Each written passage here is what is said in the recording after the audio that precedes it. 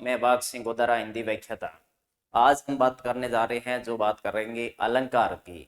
एक छोटा सा टॉपिक है आपके अलंकार। अलंकार क्या है, अलंकार के मुख्य तौर से कितने प्रकार है, इस प्रकार से हम लोग अलंकार से संबंधित बात करेंगे। उसके बाद में हम एक एक अलंकार को विधिवत ढंग से पढ़ेंगे और उसे परिभाषा और उदाहरण सहित पढ़ने का प्रयास करेंगे। अलंकार जैसा कि देख पा रहे हो, अलंकार क्या है, अलंकार का शाब्दिक अर्थ क्या है। अलंकार का शाब्दिक अर्थ है वो है आभूषण या गहना। यानी आप बात करें कि काव्य उक्ति में काव्य की सुंदरता बढ़ाने वाले तत्व या गुण धर्म वही क्या है, अलंकार है। जिस प्रकार गहने या आभूषण स्त्री की शोभा बढ़ाते हैं, उसी प्रकार अलंकार काव्य की क्या बढ़ाते हैं, शोभा बढ़ाते हैं। इस प्रकार से हम मोटे तौर से अगर अलंकार के भेदों की बात करें तो अलंकार के 3 भेद हैं मोटे तौर से, शब्दालंकार, उभय अलंकार और अर्थ अलंकार। उसके बाद में अलग अलग शब्द अलंकार में कौन से हैं, उभय अलंकार में कौन से हैं और अर्थ अलंकार में कौन से हैं। तो जिस प्रकार से ध्यान रखना, सबसे पहले हम अलंकार की परिभाषा की बात करते हैं। तो परिभाषा क्या है, परिभाषा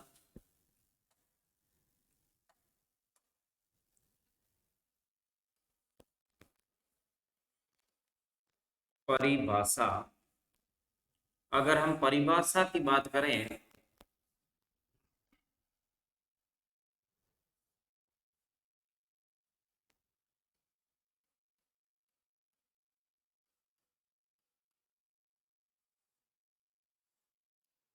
तो मैंने कहा कि जिस प्रकार काव्य उक्ति में काव्य की सुंदरता बढ़ाने वाले गुण धर्म, काव्य उक्ति में काव्य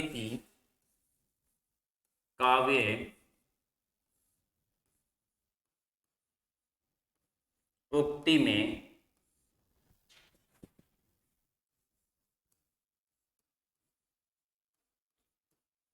काव्य की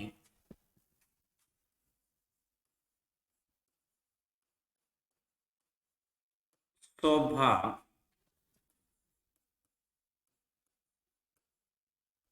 बढ़ाने वाले,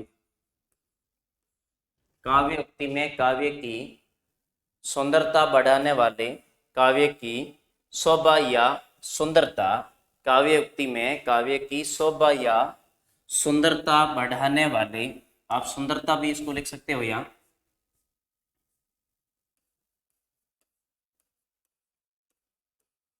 सुंदरता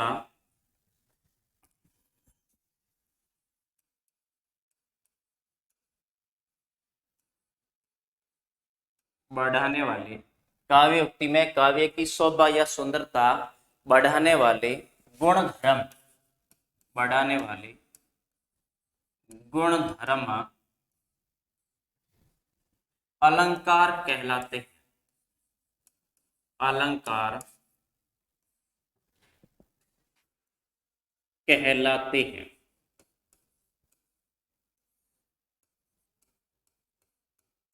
अलंकार कहलाते हैं।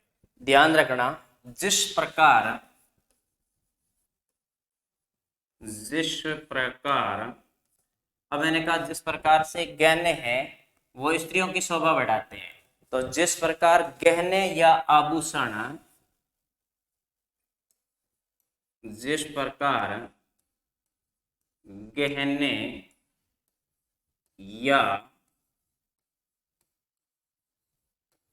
आभूषण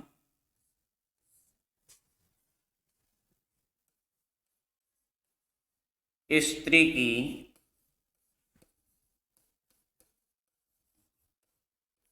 शोभा बढ़ाते हैं, स्त्री की शोभा बढ़ाते हैं, उसी प्रकार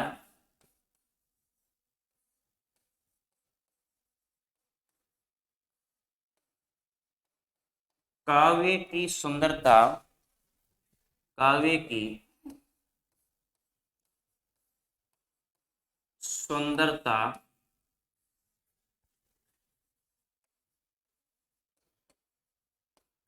अलंकार बढ़ाते। ध्यान रखना, काव्य उक्ति में काव्य की शोभा या सुंदरता बढ़ाने वाले गुण धर्म है वह अलंकार कहलाते हैं। जिस प्रकार गहने या आभूषण स्त्री की शोभा बढ़ाते हैं, उसी प्रकार काव्य की सुंदरता अलंकार बढ़ाते हैं।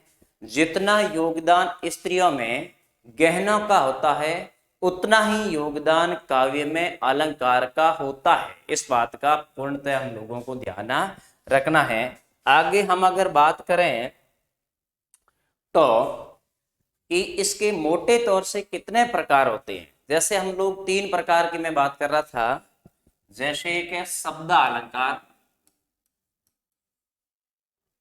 शब्द अलंकार,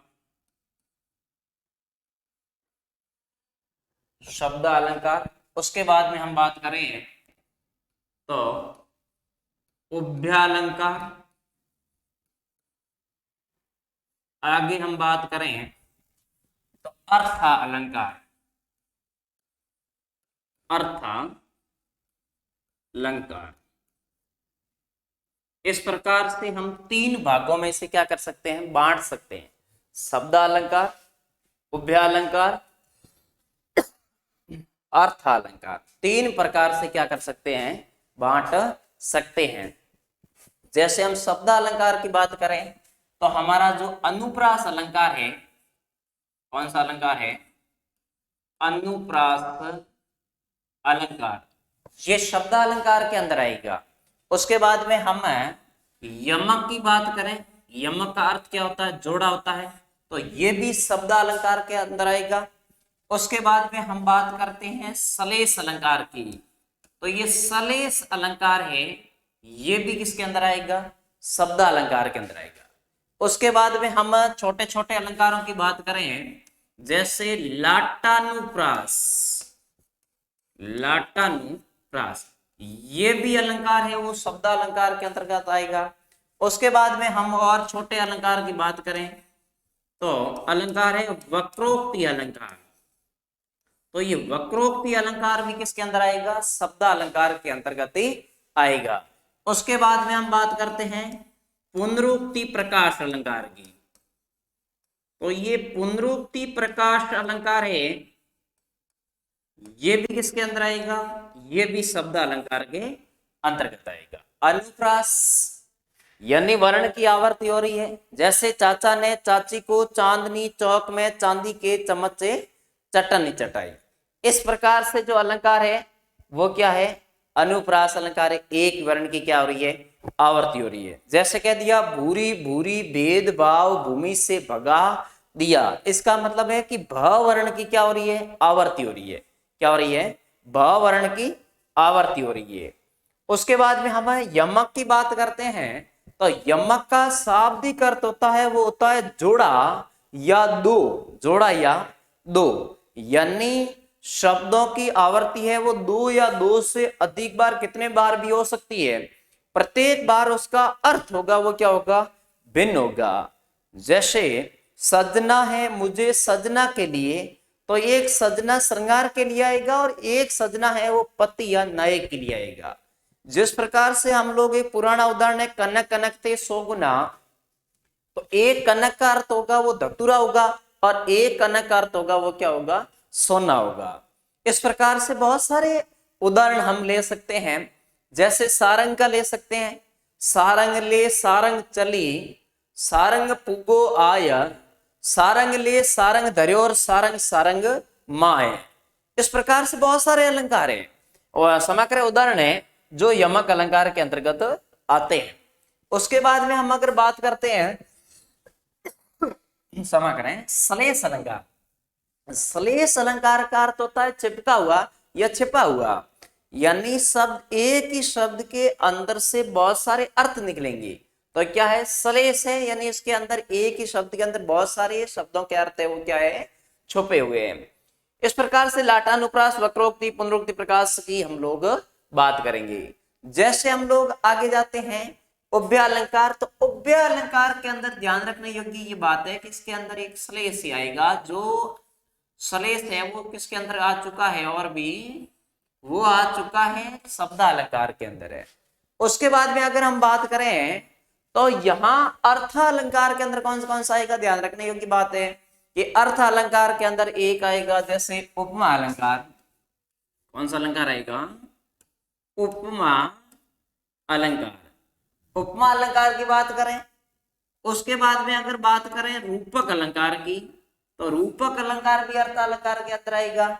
उसके बाद में अगर हम बात करते हैं विरोधाभास, विरोधाभास अलंकार है, तो ये विरोधाभास अलंकार है वो भी क्या है, अर्थ अलंकार के है। उसके बाद में उत्प्रेक्षा है, उत्प्रेक्षा जिसमें जन्नु जानो मनो मानो, मानो मुख मंजुलो मयंक। उसके बाद में हम किसी का उदाहरण दे रहे हैं, वह उदाहरण अलंकार है, तो ये उदाहरण अलंकार भी इसके अंदर गाएगा। उसके बाद में अतिशयोक्ति अलंकार है, अतिशयोक्ति, तो ये अतिशयोक्ति अलंकार भी इसके अंतर्गत आएगा। इस बात का भी हम लोगों को क्या रखना है, ध्यान रखना है। उसके बाद में है कि निर्जीव को या अपदार्थ को पदार्थ मानना, निर्जीव को सजीव मानना, यानी मानवीकरण अलंकार।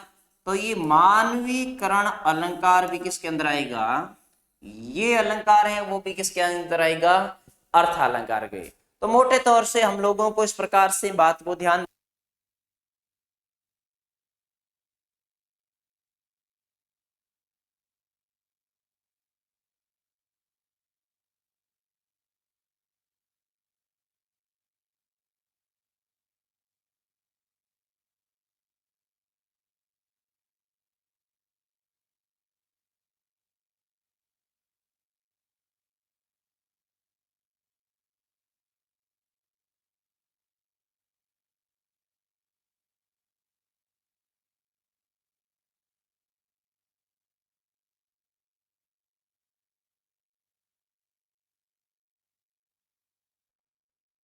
तो आगे जैसे हम अनुप्रास अलंकार की बात करते हैं, क्योंकि जैसे शब्द अलंकार है, शब्द अलंकार के अंदर पहला है अनुप्रास अलंकार।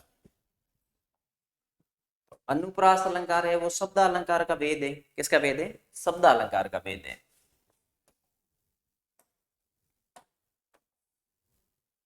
जैसे शब्द अलंकार,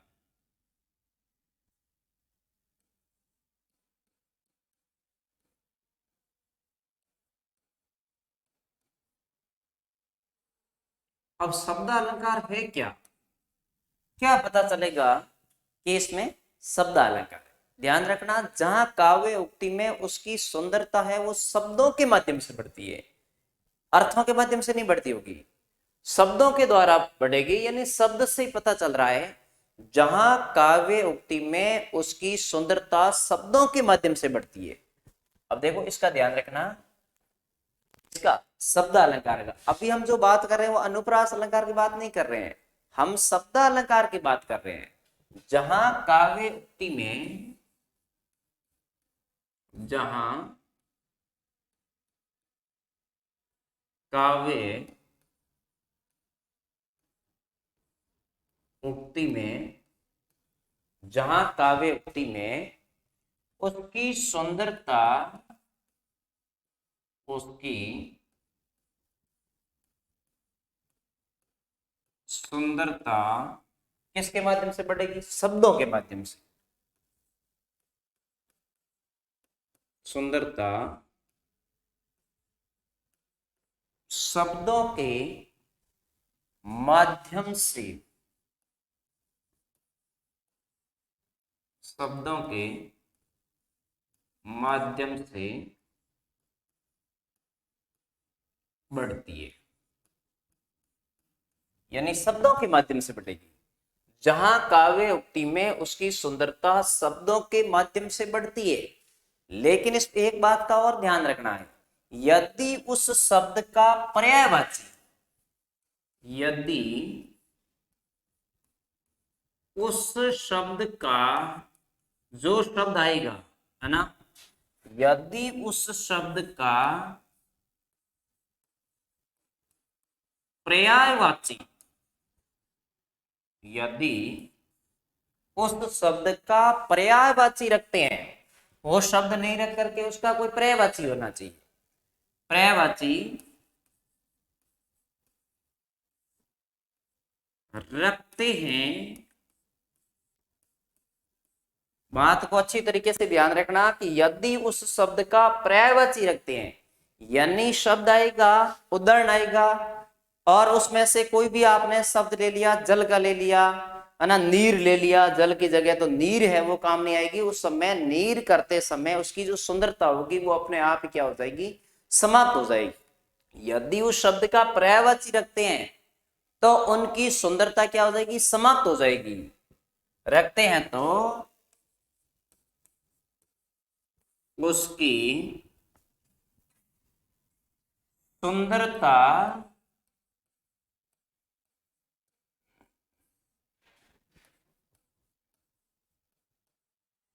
समाप्त हो जाएगी। सुंदरता समाप्त हो जाएगी, फिर वो सुंदरता नहीं रहेगी, यानी समाप्त हो जाएगी। ध्यान रखना, जहां काव्य उक्ति में उसकी सुंदरता शब्दों के माध्यम से बढ़ती है, यदि उस शब्द का पर्यायवाची रखते हैं तो उसकी सुंदरता है वो समाप्त हो जाएगी, यानी खत्म हो जाएगी। जितनी सुंदरता रहनी चाहिए उतनी सुंदरता नहीं रहेगी। इस बात का मूलतः ध्यान रखना। इसके बाद में हम लोग बात कर रहे हैं शब्द अलंकार के अंदर पहला कौन सा था, अनुप्रास अलंकार। तो हम जो बात करने जा रहे हैं वो अनुप्रास अलंकार की बात कर रहे हैं। ध्यान देना, कौन सा अलंकार है, अनुप्रास अलंकार। अनुप्रास, वो शब्द अलंकार की बात थी। अब हम जो बात कर रहे हैं वो कर रहे हैं अनुप्रास अलंकार की, जिसके अंदर क्या आएगा, वर्ण आएगा। यानी जहां काव्य उक्ति में वर्णों की आवर्ती हो या एक से अधिक वर्ण बार बार आते हो तो वह अनुप्रास अलंकार होगा। परिभाषा देखना इसकी, परिभाषा। अब वर्ण आएगा, यहां ध्यान रखना, जहां काव्य उक्ति में, जहां काव्य उक्ति में, जहां काव्य उक्ति में वर्णों की आवर्ती, किसकी आवर्ती है, वर्णों की आवर्ती या पुनरावर्ती, आवर्ती कहें या पुनरावर्ती हो,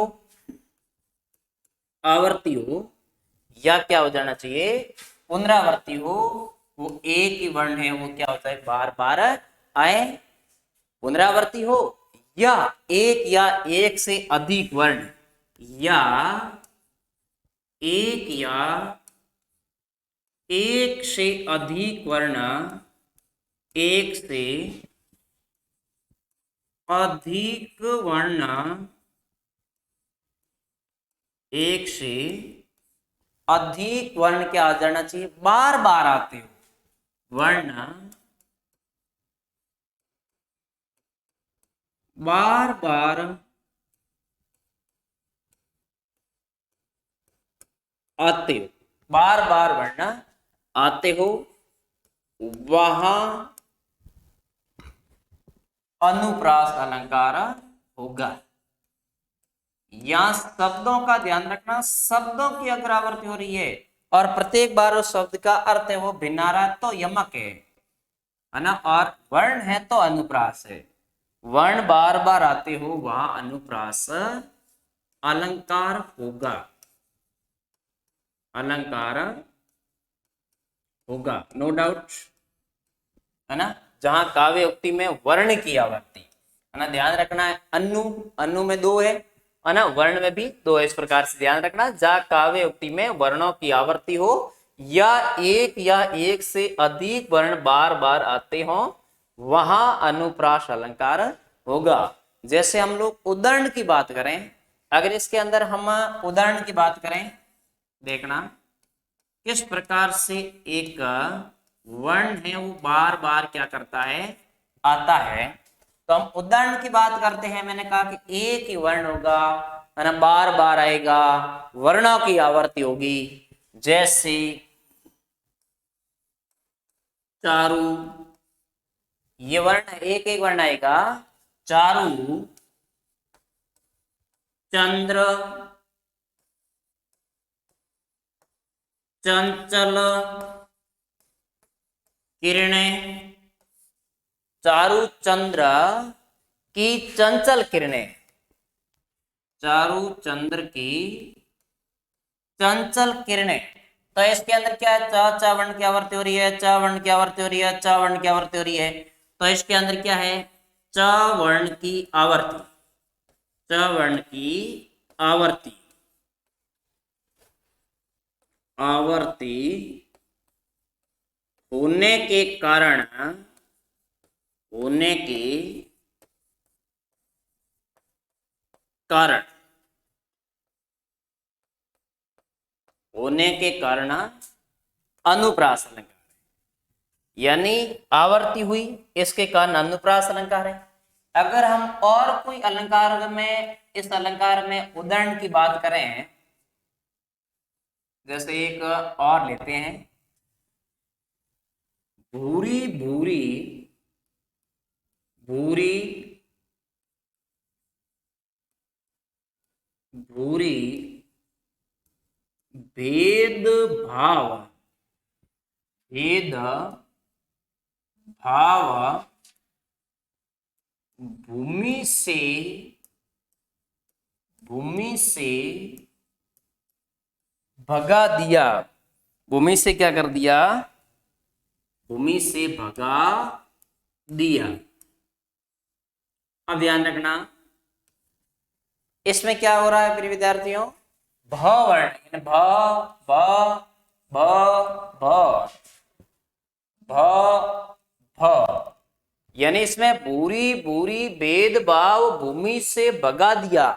यानी क्या हो रहा है, मैंने कहा जहां काव्य उक्ति में वर्णों की आवर्ती हो या एक से अधिक वर्ण बार बार आए, एक या एक से अधिक वर्ण है वो क्या हो जाए, बार बार आए, तो वह अनुप्रास अलंकार है। जैसे हम लोग बात करते हैं और कोई अलंकार के, अगर इसमें उदाहरण की बात करें, जैसे भगवान भाग्य, भगवान भाग्य। अब इसमें ध्यान रखना, भगवान भाग्य भयवर्ण की आवृत्ति हो रही है, दुख जनता, भगवान भाग्य दुख जनता देश की, देश की, भगवान भाग्य दुख जनता देश की, फूले फले, फूले फले। अब ये क्या हो रहा है, फा वर्ण की आवृत्ति हो रही है, फा वर्ण की आवृत्ति हो रही है, ल वर्ण की है, ल वर्ण की है। उसके बाद में अगर यहां बात करें तो भा वर्ण की भी आवृत्ति है, भा वर्ण की भी आवृत्ति है। इसका मतलब है कि भ है ना, और फ ल, इन वर्णों की क्या हो रही है, आवर्ती हो रही है।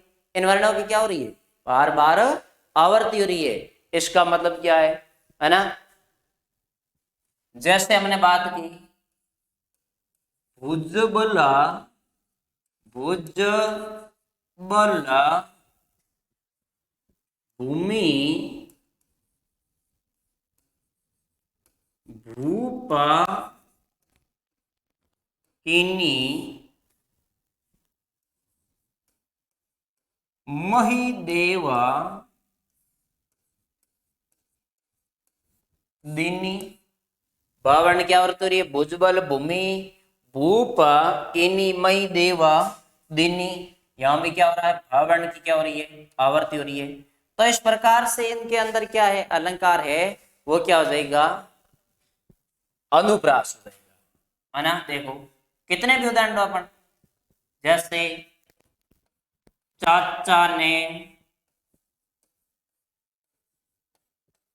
चाची को, चांदनी चौक में, चांदनी चौक में, चांदनी चौक में चांदी के चम्मच से, चम्मच से चटनी, चटाई, है ना। चाचा ने चाची को चांदनी चौक में चांदी के चम्मच से चटनी चटाई। देखो चावंड क्या वर्ती है, चावंड की, चावंड की, च च च ना। इस प्रकार से क्या है, ये जो अलंकार होगा वो कौन सा हो जाएगा, अनुप्रास अलंकार है। इस प्रकार से हम लोगों को क्या करना है, अनुप्रास अलंकार के बारे में भी क्या रखना है, ध्यान रखना है कि अनुप्रास अलंकार की क्या परिभाषा होती है, अनुप्रास अलंकार है वो कहाँ आता है ना, किसके अंदर आता है, कौन से का किसका भाग है ना। अनुप्रास अलंकार की क्या परिभाषा है, उसके बाद में अनुप्रास अलंकार की परिभाषा के बाद में किस प्रकार से इनके उदाहरण आ रहे हैं। तो इन सारी चीजों को हम लोगों को क्या रखना है, ध्यान रखना है। हर अलंकार के उदाहरण है, उन उदाहरणों की परिभाषा क्या है, उनके लक्षण क्या है, इस प्रकार से बातों को क्या रखना है, ध्यान रखना है।